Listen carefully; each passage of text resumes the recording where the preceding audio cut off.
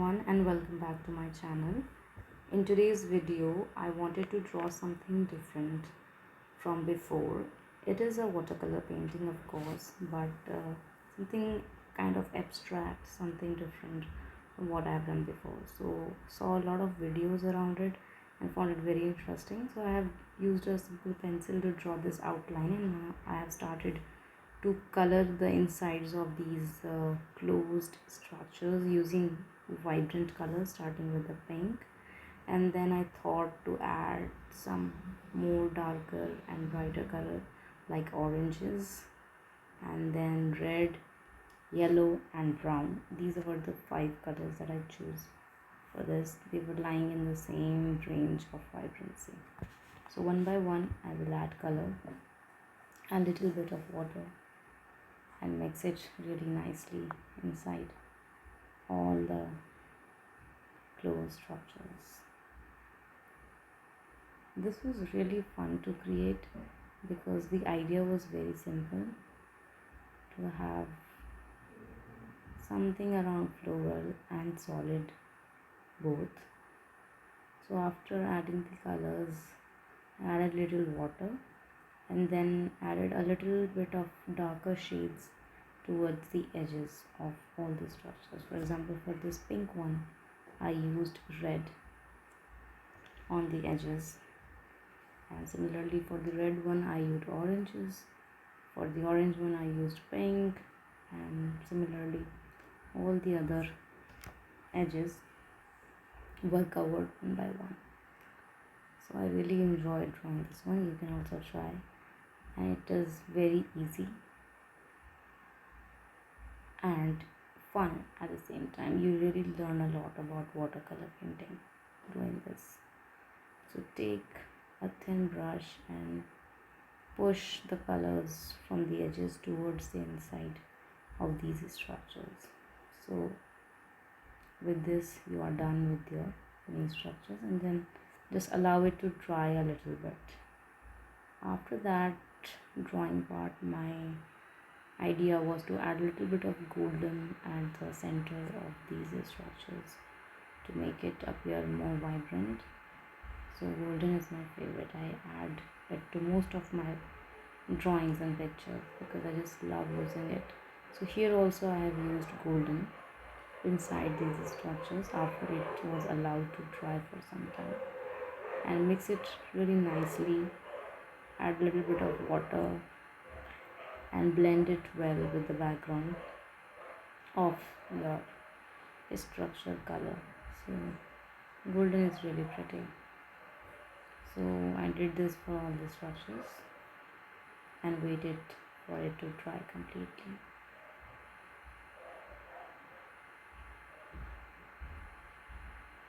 The golden color on the orange appeared more beautiful compared to the other ones. This was kind of an experiment also to see how nicely the acrylic goldens mix with the watercolor.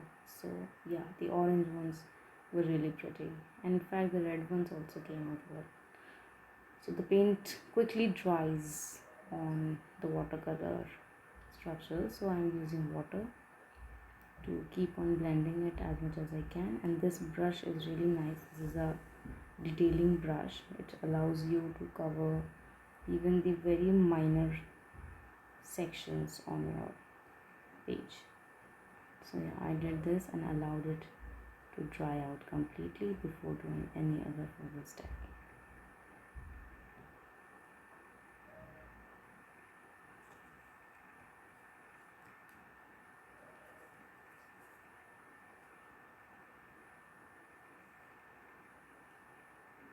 So I was almost done with adding the goldens to this, and the next idea was to draw something over it and make it look complete. So for that I thought to add some black bold diagram, basically a solid floral diagram of tulips. That was my idea, and I worked around it to do that. But first it is important to let it dry and settle down completely. And now, using the very thin detailing brush, I started to construct the branches. First, I drew a very rough sketch with the pencil, and then with the branches tried to cover those regions. And this was the most fun part of creating this. Keep on adding the blacks, make it as dark as possible.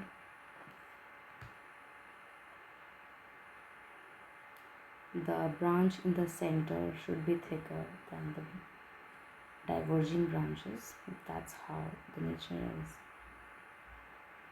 So make it thicker at the base, and the tips should be as pointed as possible.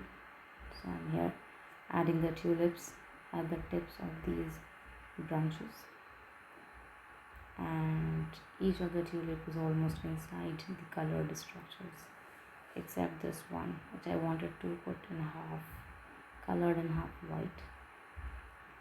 That's my idea. And then I added some single thick leaves at the alternate position of these flowers, and it came out really well. I really liked it. Keep the edges as smooth as possible.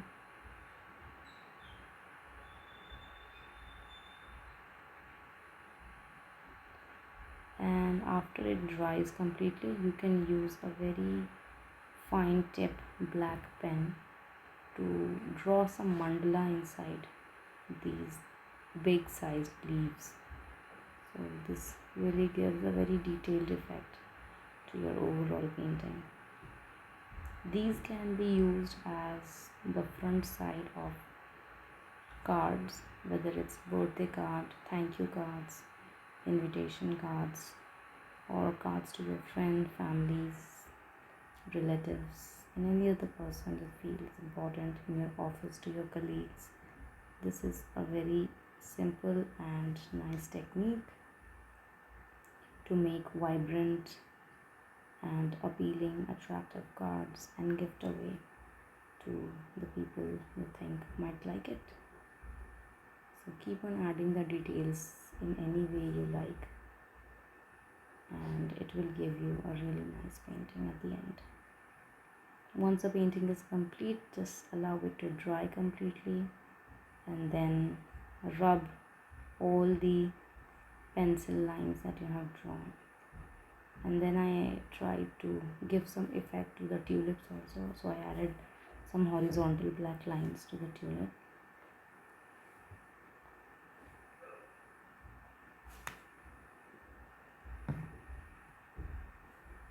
This way a very nice effect came to the overall picture that we have created. This is an A6 size paper. You can increase the size of the paper and then the dimensions of these structures. Similarly, you can increase the number of these solid structures, add different colors, make it blue themed, green themed, black and white themed. But I am really a big fan of vibrant colors and golden, of course, so that is my all-time favorite. So wherever there are some extra colors on your white edges that you left blank, you can just add a little of bit of white paint to that, and it will completely make those extra patches of colors disappear. This is a very nice technique. You have to remember to use a very fine brush and allow it to dry completely before giving it away or keeping anything above it. Just make sure to use a very fine brush while doing this step.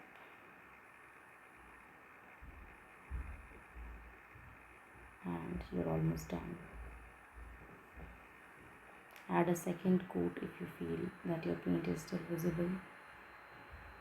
And now it's done. Thank you.